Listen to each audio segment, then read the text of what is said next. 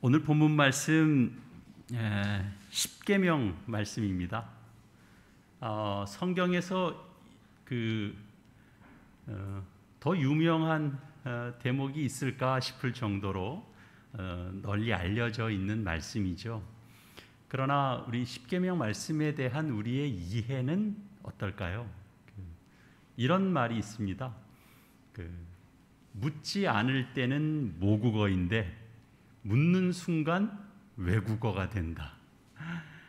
어떤 의미인지 짐작이 되실 겁니다. 예전에 종종 저에게 이런 질문을 던지던 그 교회 청년이 있었습니다. 만나면 그냥 느닷없이 첫 마디가 목사님, 인생이란 뭘까요? 이렇게 물어보던 청년이 있어요. 어느 날은 목사님, 행복하세요? 목사님, 결혼이란 뭐예요? 목사님은 인생에 만족하세요? 예. 이렇게 밥 먹었냐 이런 것도 물어볼 수 있잖아요. 그런 거는 없고 이렇게 만나면 그런 질문부터 먼저 하던 그런 청년이 있어요. 인생, 행복, 무슨 결혼, 만족 이런 거 우리가 다 아는 말이죠. 모르는 말은 하나도 없습니다. 다 자연스러운 단어들입니다. 그런데 행복이란 뭘까요? 라고 묻는 순간 이제 대부분의 사람들은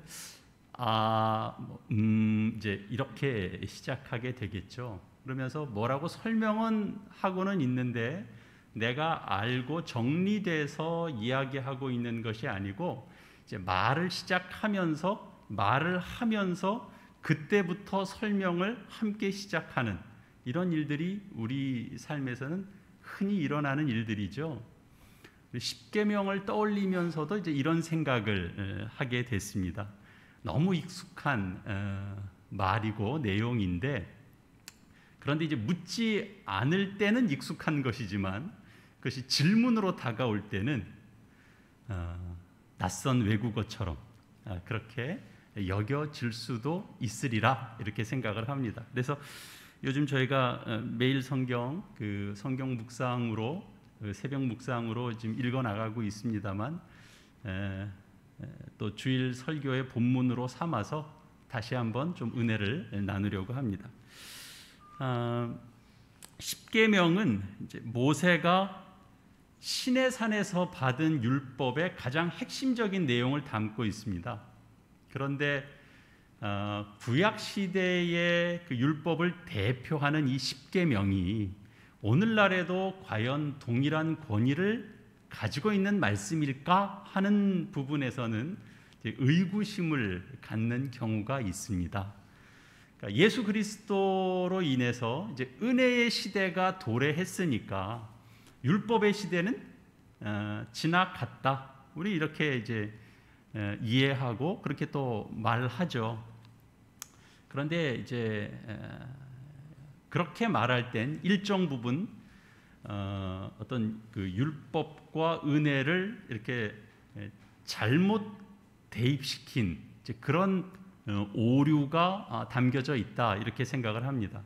물론 율법이 지니고 있었던 기능 가운데 상당 부분은 오실 그리스도를 예표하는 것들이었습니다.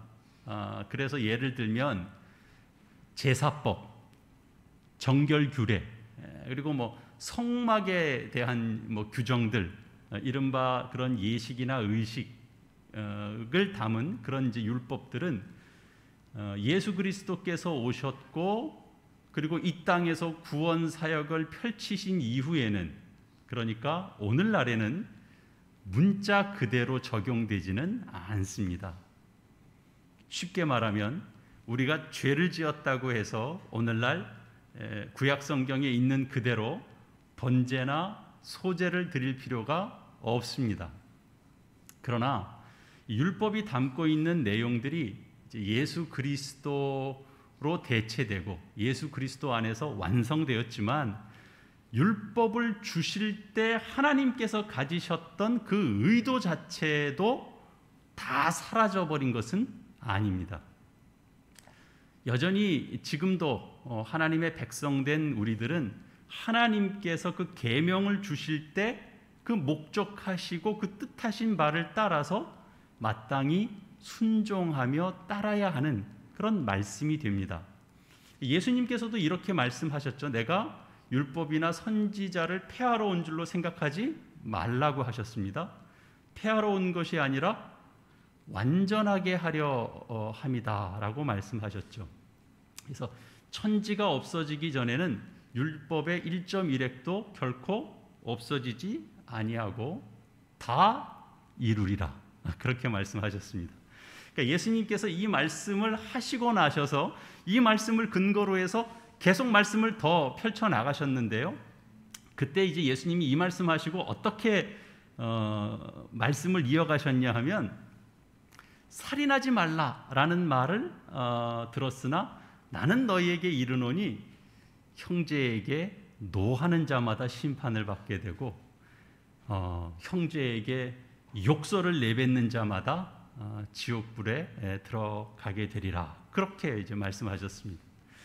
간음하지 말라 하는 말을 너희가 들었으나 음욕을 품고 보는 자마다 이미 간음하였느니라, 그렇게 말씀하셨습니다. 이게 다 무슨 뜻일까요? 그러니까 구약 시대든 신약 시대이든 어느 시대이든 간에 그 십계명의 말씀이 느슨하게 적용되기보다는 사실은 예수님이 오셨어도 그 말씀이 그래서 뭐 없어지거나 느슨해지거나 해이해지거나 그런 것이 아니라 예수님이 오셔서 더 깊고 더 풍성하게 하나님께서 의도하신 것을 잘 따라야 된다, 적용시켜 가야 된다, 그렇게 강조하신 겁니다. 그러니까 그런 차원에서 우리가 십계명을 봐야 되고요. 십계명뿐만 아니라 율법 전체를 그렇게 이해하는 것이 필요하겠죠. 우리가 믿고 서 있는 이 신앙의 이 자리를 우리가 잘 이해하면서 가장 기초가 된다라고 할 수 있는 제1계명, 제2계명의 말씀을 이렇게 함께 좀 생각해 보려고 합니다. 너는 나 외에는 다른 신들을 내게 두지 말라. 이 말씀은 사실 우리가 이해하기 따라서는 다소 그 오해의 소지가 있다, 다소 오해를 동반할 수 있다, 이런 생각이 듭니다. 왜냐하면 나 외에 다른 신들을 두지 말라라는 표현 자체가 이미 세상에 많은 신들이 존재하고 있는 것처럼 인정하고 하시는 말씀처럼 보이기 때문입니다. 그러나 이 1계명, 첫째 계명이 강조하는 것은 하나님께서 편협하신 분이라서 다른 신 섬기면 안 된다, 나만 섬겨라, 그렇게 말씀하신 것이 아닙니다. 뿐만 아니라 무슨 다른 신들과 경쟁 관계에 계셔서 자존심이 상하셔서 하신 말씀도 아닙니다. 나 여호와 하나님만이 거룩하고 나 여호와 하나님만이 선한 것을 줄 수 있는 유일하신 신이요 유일한 아버지가 되신다라는 사실을 너희가 알고 믿고 그렇게 섬겨라, 그런 의미가 담겨져 있죠. 그도 그럴 것이 이스라엘 백성이 이제 종살이하던 그 애굽 땅은 온갖 잡신을 섬기던 땅이었습니다. 소도, 개구리도, 뱀조차도 경우에 따라서는 신이 되는 그런 풍토였습니다. 그런 문화 속에 있었습니다. 신일 수 없는 것이 신으로 대접받던 곳, 어떻게 그게 가능하냐? 뭔가 효력이 있고 효과가 있고 능력이 있어 보이는 것은 다 신이 되던 그런 땅에서 이스라엘 백성들이 400년을 살았습니다. 그것들을 신으로 인정하셨다라는 것이 아니라 신이 될 수 없는 것을 신으로 모시게 되면 그것 자체가 우상이죠.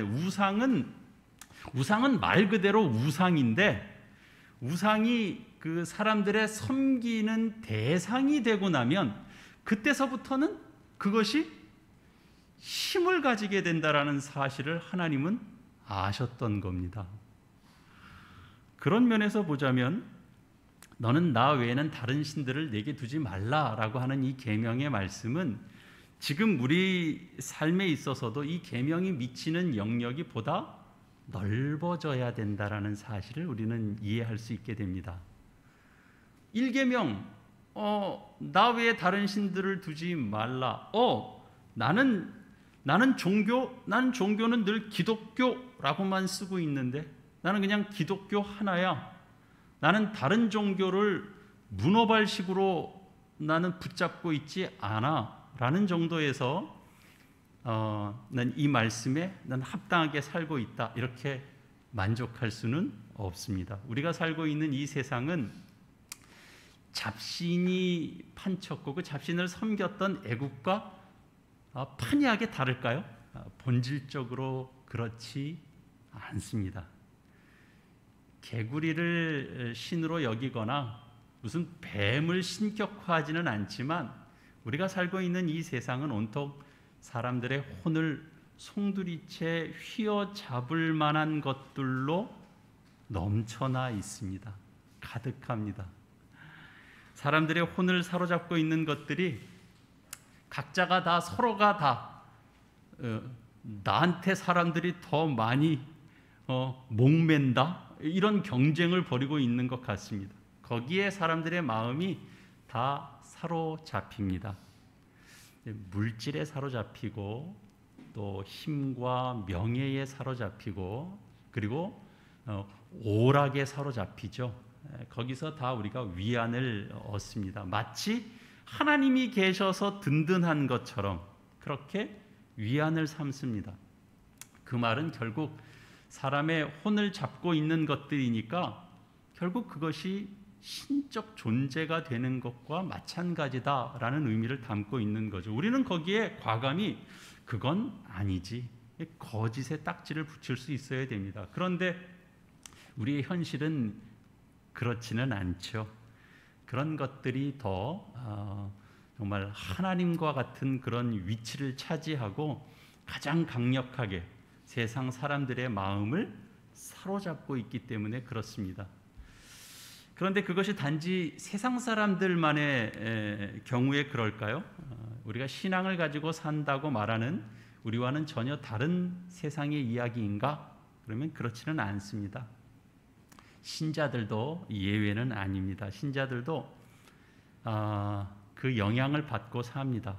우리가 세상을 살아가면서 어느 누구 하나 상처받지 않고 살아가는 사람이 어디 있겠습니까? 이게 사는 것 자체가 곧 다 상처일 수 있는 그런 세상을 살고 있습니다. 저희 가정에 이제 자녀가 둘인데 나이 터울이 있잖아요. 저기 풍납동에 오기 전이죠. 저희 이제 둘째 하진이가 좀 어렸을 때 취학하기 전입니다. 종종 언니 방에 들어가서 막 이렇게 장난감 어지럽히고 펼쳐놓고 그러니까 이제 언니가 뭐라고 그러죠. 너 자꾸 언니 방에 들어와서 어지럽히지 마. 그땐 이제 또 우리 큰애 하연이는 이제 사춘기를 겪을 때거든요. 그러니까 또 이렇게 눈썹에 힘 딱 주고 동생한테 매몰차게 얘기하고 그러던 때입니다. 그러면 그 하진이가 그런 말을 했어요. 7살 때인데, 언니 나 상처 주지 마. 나 안 그래도 힘들어. 엄마한테 이렇게 혼도 많이 나고 나 안 그래도 힘들어. 애들도 그 만만치 않은 세상을 살고 있다는 걸 어떻게든 표현을 합니다. 위안이 필요했겠죠.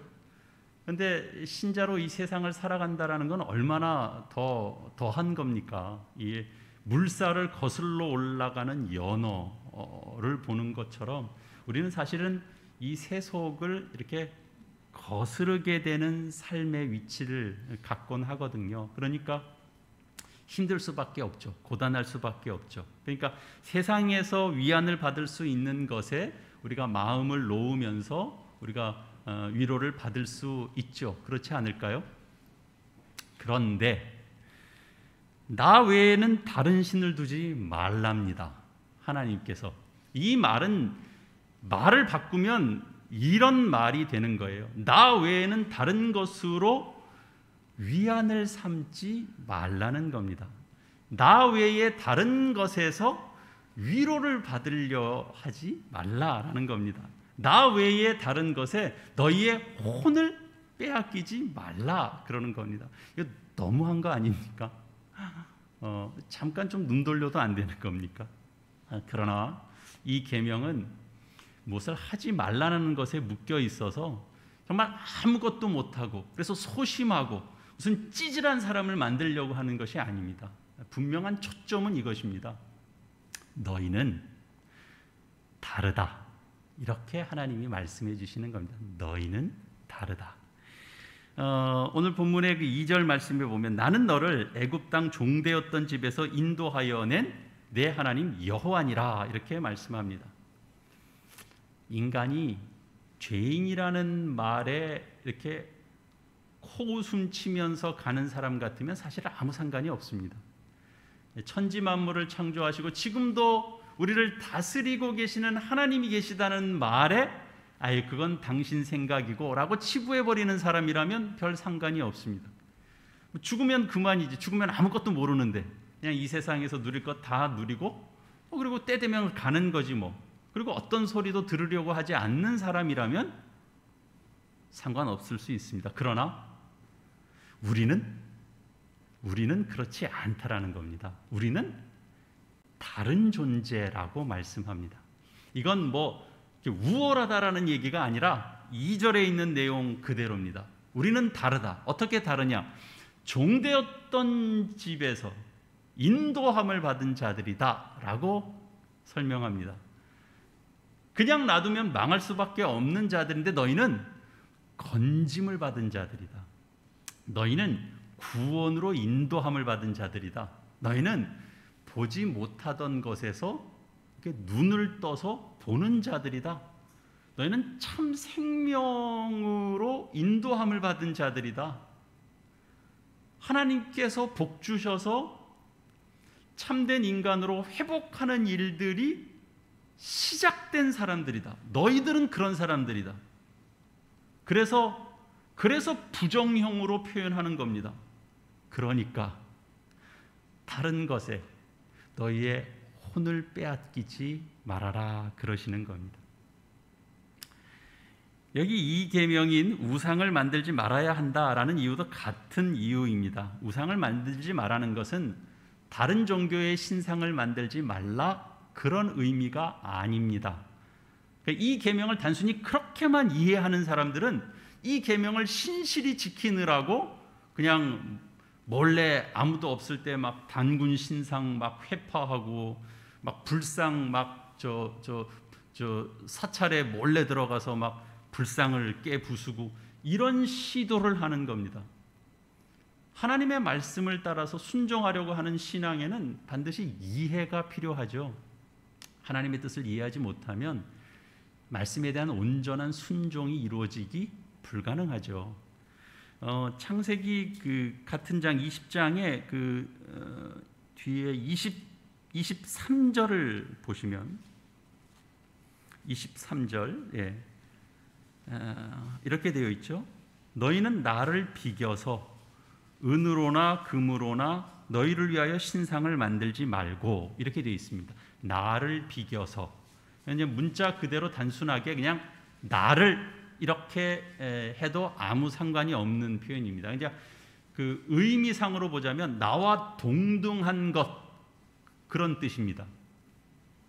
쉽게 말하면 나를 은신상이나 금신상으로 만들지 말라 그렇게 말씀하시는 겁니다. 그러니까 다른 종교의 신상을 만들지 말라는 것이 아니고 하나님을 나를 다른 금으로나 은으로나 만들지 말라는 거죠. 하나님 자신을 우상으로 만들지 말라는 겁니다. 신앙의 이름으로 하나님을 우상으로 만드는 그런 어리석은 자가 있습니까? 말이 안 되는데 그런데 있을 수 있다. 너희는 그렇다. 이렇게 말씀하는 겁니다. 그게 이제 대표적인 사건이 출애굽기 이제 뒤에 이제 32장에 등장하는 이제 금송아지를 만드는 사건이 그것을 증명해 주죠. 인간이 그렇더라. 시내산에 올라간 모세가 아무런 소식이 없으니까 남아있던 이스라엘 백성들이 금송아지를 만들었습니다. 그들이 금송아지 신을 만든 것이 아니고 금송아지를 만들어서 그 금송아지 신상을 여호와 하나님이라고 그들이 생각한 겁니다. 여호와 하나님이라고 그 모양을 만든 겁니다. 이런 우상을 왜 만들었을까요? 모세가 아무런 소식이 없으니까 두려움이 생긴 겁니다. 여러분, 두려움은 인간으로 하여금 우상을 만들어야 되겠다라는 생각을 갖게 합니다. 보이는 것이 필요하다라는 생각을 갖게 하는 거죠. 인간은 끊임없이 뭔가 위안거리를 찾으려고 하고 만들어내려고 하는 존재입니다. 뭔가를 붙들어야 됩니다. 보이는 무언가를 만들어서 의지하지 않고는 마음이 놓이지가 않는 것이 인간입니다. 우리 잘 아는 내용을 한 군데 더 찾아볼 텐데요. 우리 창세기 11장을 한번 찾아보실까요? 앞쪽으로 좀 넘기시고 출애굽기 20장 뭐 다시 또 돌아올 수 있으니까 표시해 두시고 창세기 11장 1절에서 제가 몇 절 좀 읽겠습니다. 창세기 11장입니다. 온 땅의 언어가 하나요 말이 하나였더라. 이에 그들이 동방으로 옮기다가 신할 평지를 만나 거기 거류하며 서로 말하되 자 벽돌을 만들어 견고히 굽자 하고 이에 벽돌로 돌을 대신하며 역청으로 진흙을 대신하고 또 말하되 자 성읍과 탑을 건설하여 그 탑 꼭대기를 하늘에 닿게 하여 우리 이름을 내고 온 지면에 흩어짐을 면하자 하였더니 여호와께서 사람들이 건설하는 그 성읍과 탑을 보려고 내려오셨더라.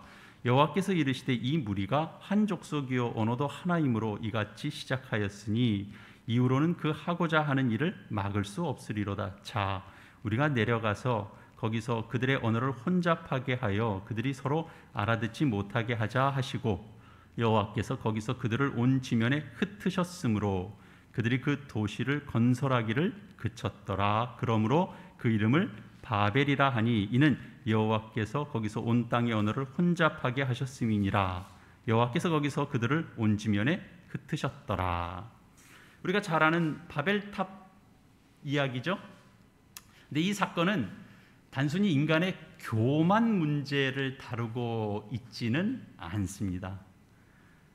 단순히 그 인간의 그 힘을 발휘해서 이렇게 인간의 흔적을 남기고 거기서 명성을 남기고자 하는 어떤 인간의 욕심, 교만, 그것이 바벨탑을 쌓았다고 이해하시면 바벨탑 이야기의 뭐 어느 한 부분은 설명할 수 있을지 모르나 이 바벨탑 이야기의 진짜 초점은 놓치는 겁니다.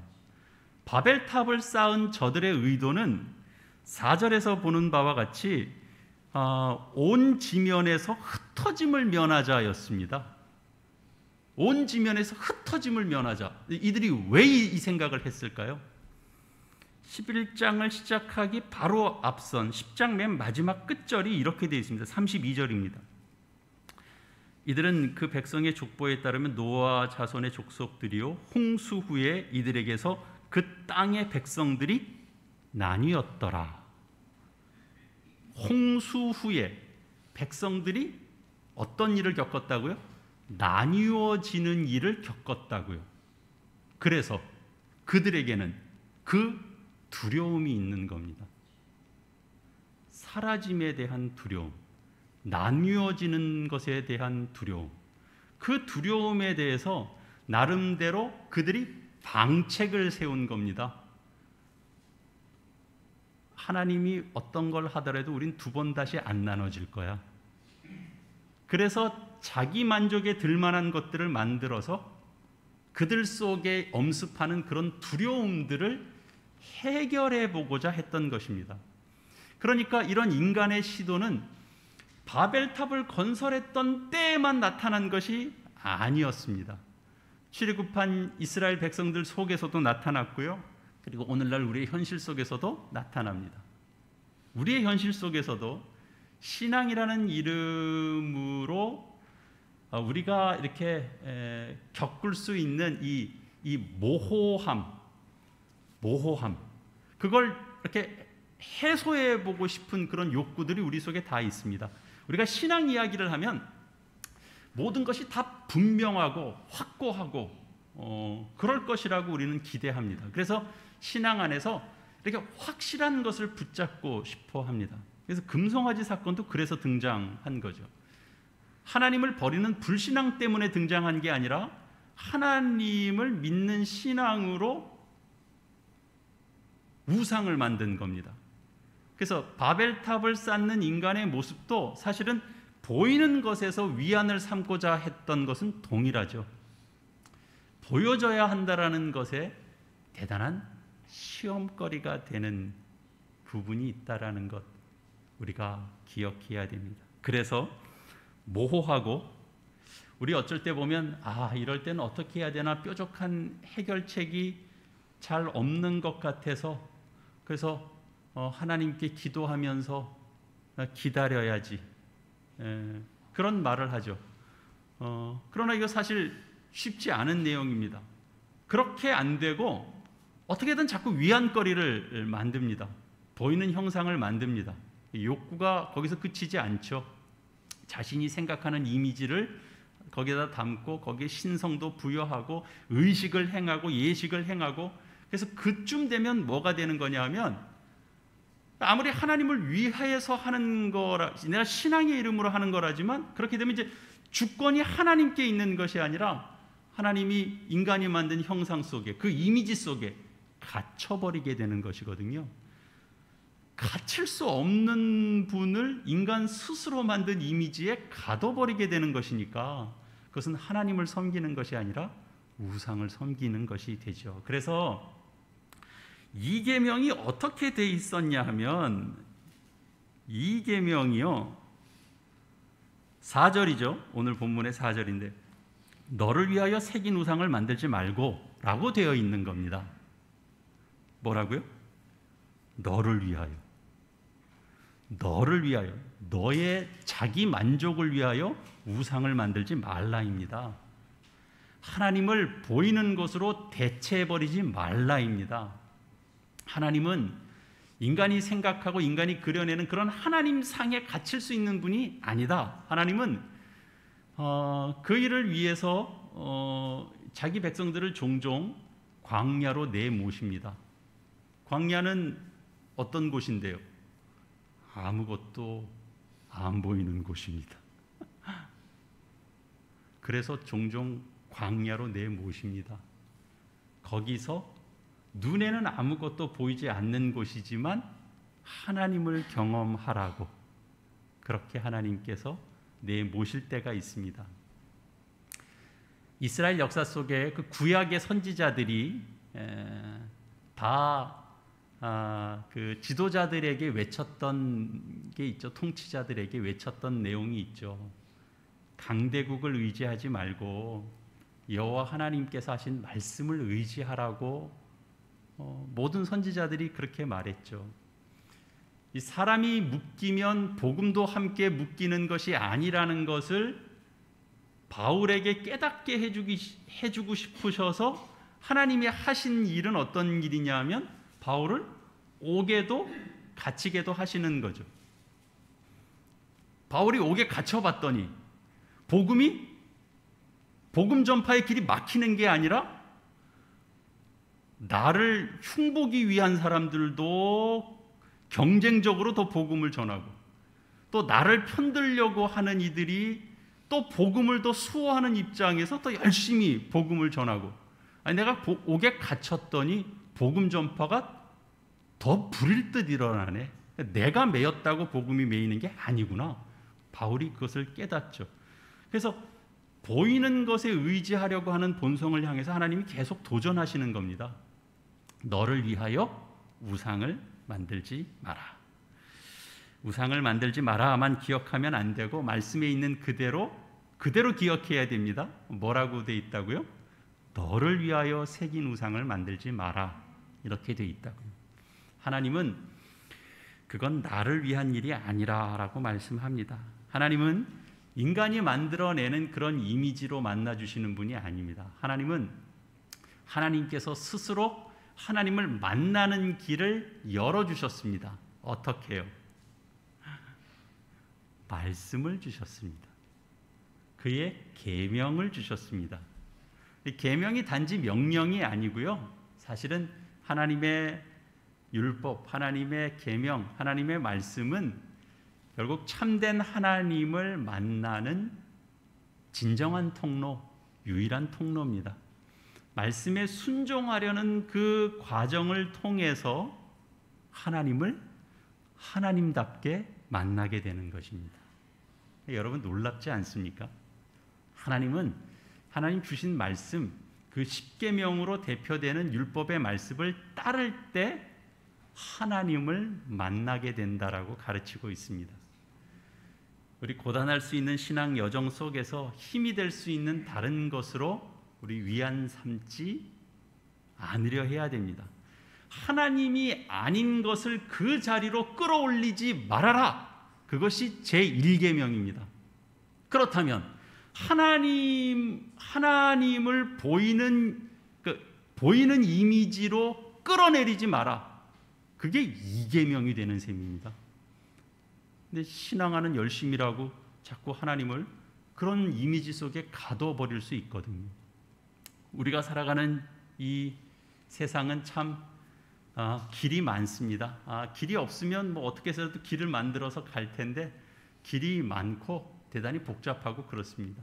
그래서 때로는 혼란스러울 때도 있습니다. 여러 갈래의 길을 동시에 우리가 갈 수는 없죠. 동과 서를 동시에 갈 수는 없습니다. 선택해야 됩니다. 그것이 단지 도로의 길이 아니라 인생 여정이라면 여러분 우리가 어떻게 하시겠습니까? 여러 갈래의 인생길이 우리 앞에 놓여 있습니다. 우리가 선택하며 가야 됩니다. 사랑하는 교회 여러분, 이 걱정이 앞서는 일들이 우리가 한두 가지가 아닙니다. 근데 왜 걱정거리가 없겠습니까?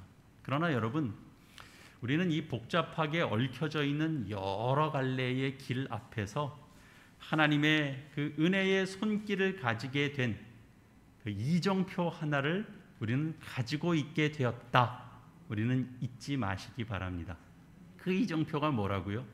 너는 나 외에는 다른 신들을 내게 두지 말아라. 또한 너를 위하여 새긴 우상을 만들지 말아라. 그런 겁니다. 우리가 갖게 된 참 소중한 이정표입니다. 이 길 따라, 이 방향을 따라 우리는 인생길을 걸어가야 되는 거죠. 수많은 길 중에서 우리가 이 신앙의 길을 가야 되는 겁니다. 인내하며 우리가 걸어갈 수 있어야 됩니다. 그러면 여러분 이런 생각이 들겠죠. 우리가 중심을 잘 잡고 가는 게 맞나? 근데 여러분 걱정하지 마십시오. 선택은 우리가 할지라도 그 길을 인도하시는 분은 우리 하나님 아버지이십니다. 우리는 신실하기가 참 어렵습니다. 며칠 못 가는 일은 허다하고요. 잠잘 때 각오했던 일을 눈뜨면서 잊어버리는 것이 우리들의 실력입니다. 그러나 신실하신 하나님께서 우리와 함께 하십니다. 우리는 우리 자신에 대해서 실망하고 절망할 수 있습니다. 이 정도밖에 안 되나 그런 생각이 들 때가 있습니다. 열심히 탑을 쌓고 정성껏 금송아지를 만드는 사람들처럼 우리도 그럴 수 있습니다. 허망한 데다가 힘을 열심히 쏟는 그런 무지함이 우리 속에 있을 수 있죠. 그러나 그것들조차도 용서하시고 새롭게 길을 가도록 이정표를 다시 꽂아주시는 그 은혜의 하나님이 계시기 때문에 오늘 우리는 다시금 너무 잘 알고 있다라고 생각하는 이 십계명 말씀도 다시 읽으면서 그렇지, 내가 내가 눈뜨고 바라봐야 되는 방향은 거기지, 내가 발을 내딛고 걸어가야 되는 길은 거기지, 이렇게 생각하게 되는 것입니다. 우리가 이 말씀 잘 지키면 당장에 무슨 복을 받고, 안 지키면 당장에 무슨 벌을 받는 그런 조건으로 주신 것이 아니라 종되었던 그런 존재에서 건져 주시고, 그리고 인도함을 받는 존재이기 때문에 우리가 복을 누리기 위해서, 하나님과 더 깊은 관계에 들어가기 위해서 요구되는 말씀입니다. 그래서 하나님께서 사랑하는 자들에게만 허락하고 주시는 삶의 이정표를 우리는 함께 듣고 나누게 됐습니다. 그 길을 따라 걷는 여러분들 되시기 위해서 우리 날마다 새롭게 하시는 그 하나님의 그 존재를 드러내시고, 이 말씀에 기초하여 우리가 순종하는 선한 열심을 내시는 저 여러분들이 다 되시기를 바랍니다. 그래서 그 인생길에서 내가 만들고 내가 그려내는 하나님이 아니라 보여주시고 만나주시는 그 하나님을 경험하는 여러분 복된 신앙 인생 되시기를 이 말씀으로 축원합니다. 우리 이 말씀에 우리 화음을 이루는 우리의 삶이 되기 위하여 우리 함께 결신하는 마음으로 화음의 기도 함께 드리시겠습니다.